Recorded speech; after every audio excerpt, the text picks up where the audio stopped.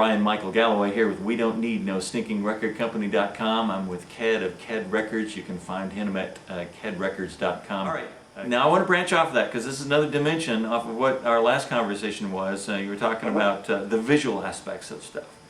Okay. I'm going to see if I can draw an analogy.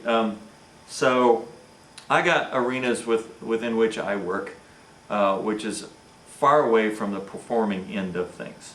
It's more of the management end of things, and I get with people in offices, buildings, and we talk about this, that, and the next thing, and they say, "Oh, you're a musician?" Yeah, I'm a musician. I do play, and I was, nominated for Texas State Musician last year and stuff like that. And that always raises an eyebrow. They go, "Really?" In other words, I just can't see it.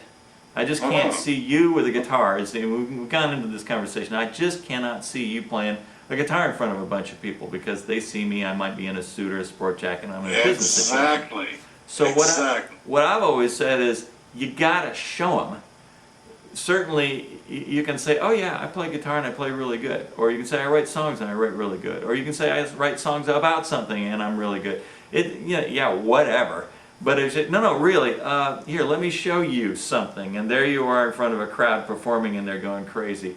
Or there you are playing something really well in a video that ties into what you write about. And now they kind of go, oh, I get it. Yeah, no, you're a completely different person. I couldn't even visualize that before. So that's a case where even in my press kits and that kind of thing, a CD goes out with something in it where they can watch it and have absolutely no doubt about exactly how I look and sound when I perform, because I want them to hire me and I don't want them to have to get creative to figure that out.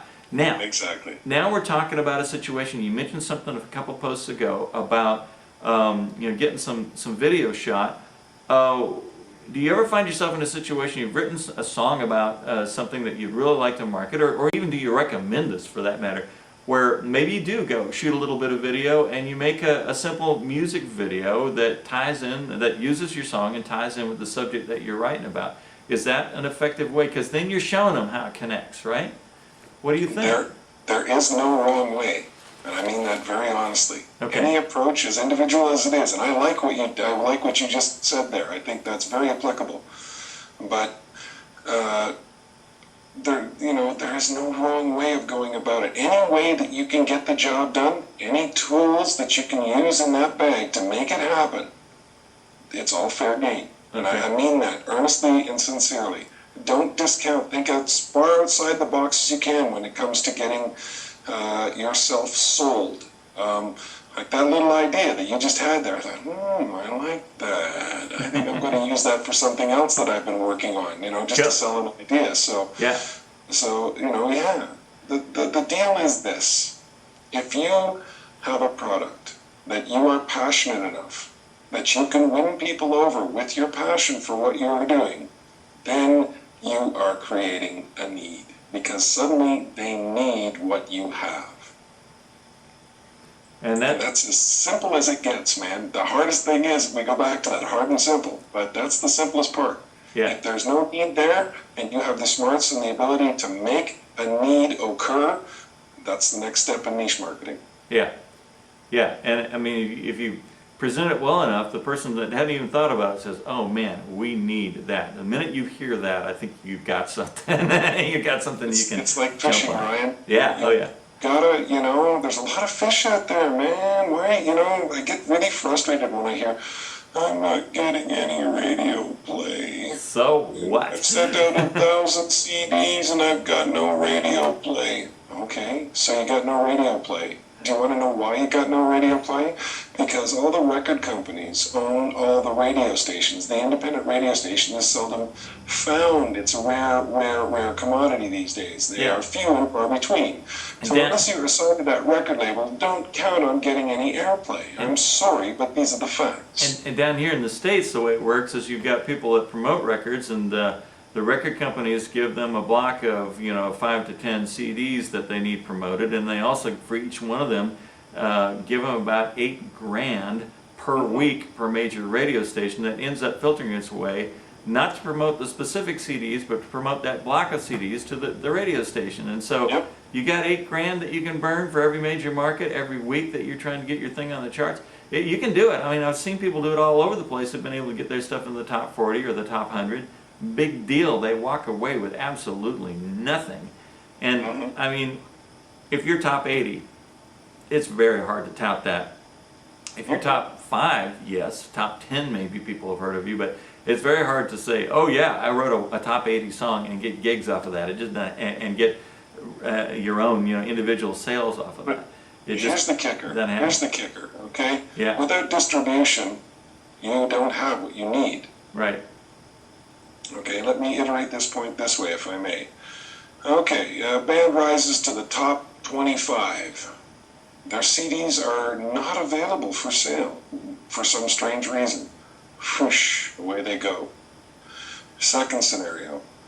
Band has tune rise to the top 30, gets picked up by a small distribution company.